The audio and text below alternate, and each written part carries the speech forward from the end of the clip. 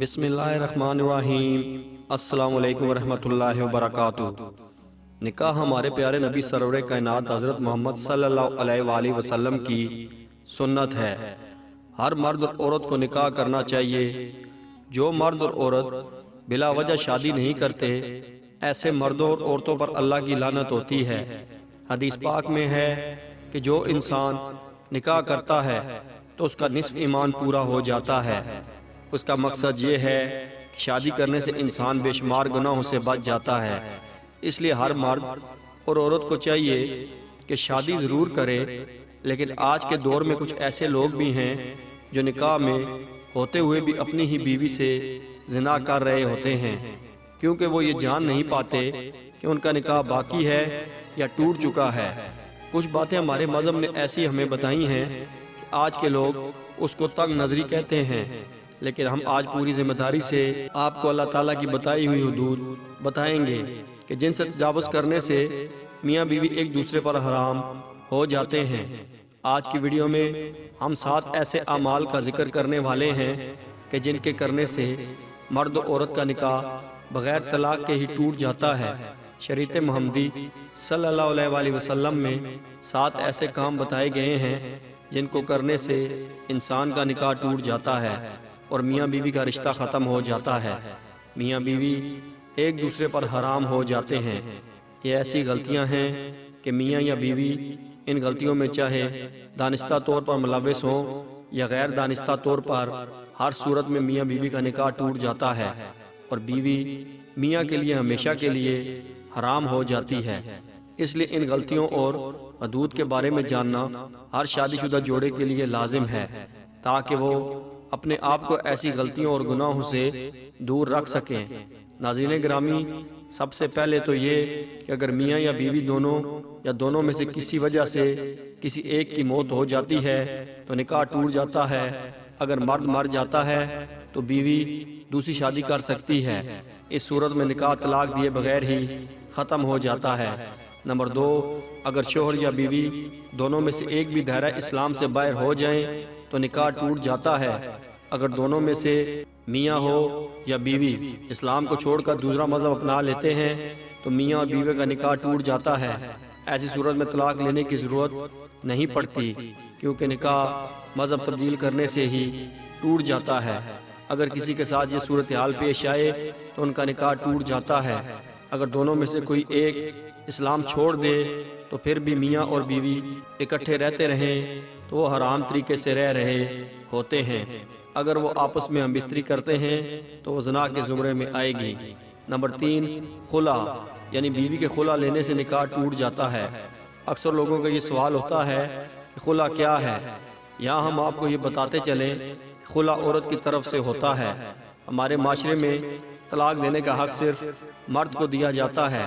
اگر عورت مرد کے ساتھ رہنا نہیں چاہتی، وہ اپنے خاوند سے طلاق لینا چاہتی ہے اور اس کا خاوند اس کو طلاق نہیں دیتا، وہ اپنی بیوی کو طلاق دے کر آزاد نہیں کرتا، ایسی صورت میں بیوی کیا کر سکتی ہے؟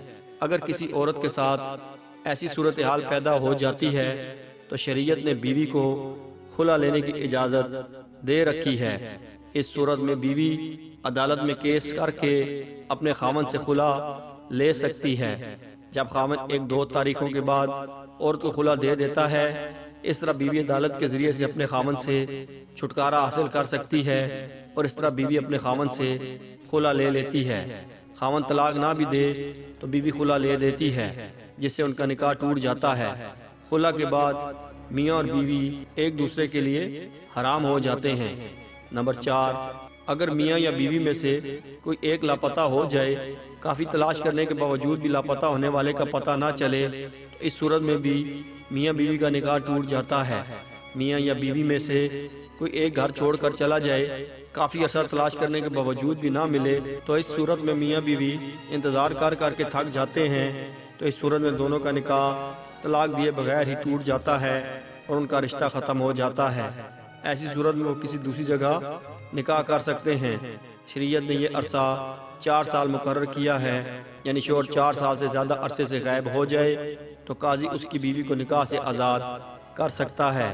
نمبر 5، اگر کوئی مرد کسی عورت کے ساتھ شادی کر لیتا ہے لیکن بعد میں دونوں کو پتہ چلتا ہے کہ ہم دونوں نے ایک ہی عورت کا دودھ پیا ہے۔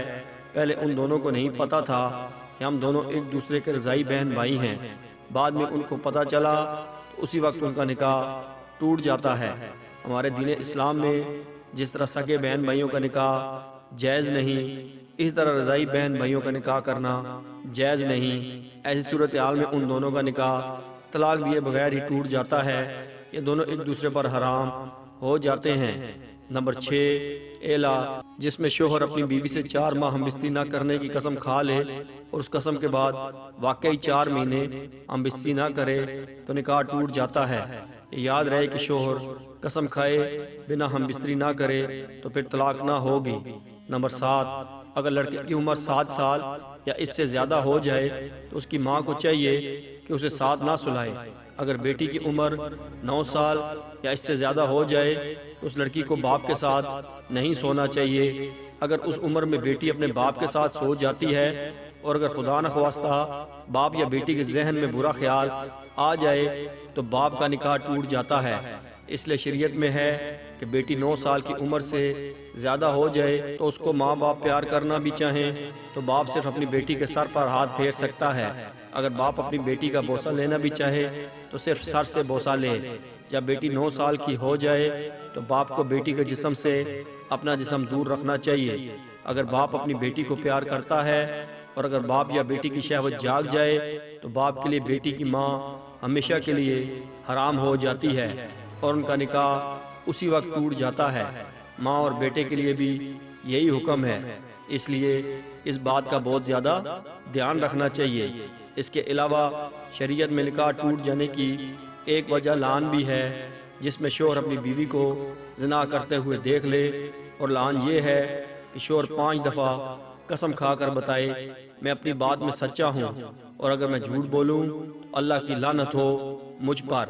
یہ 7 کام ایسے ہیں کہ اگر خاوند اپنی بیوی کو طلاق نہ بھی دے تو بھی دونوں کا نکاح ٹوٹ جاتا ہے اور یہ دونوں ایک دوسرے کے لیے حرام ہو جاتے ہیں۔ اللہ تعالی ہم سب کو دین کی باتیں سمجھنے اور اس پر عمل کرنے کی توفیق عطا فرمائے، آمین۔